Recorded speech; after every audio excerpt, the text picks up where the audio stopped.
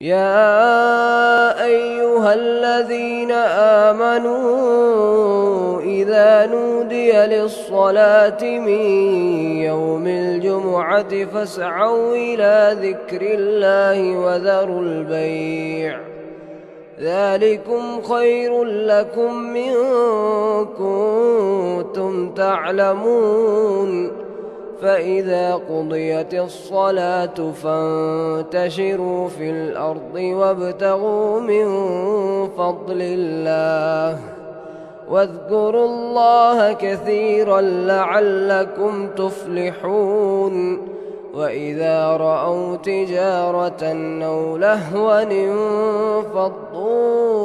إليها وتركوك قائما قل ما عند الله خير من اللهو ومن التجارة والله خير الرازقين.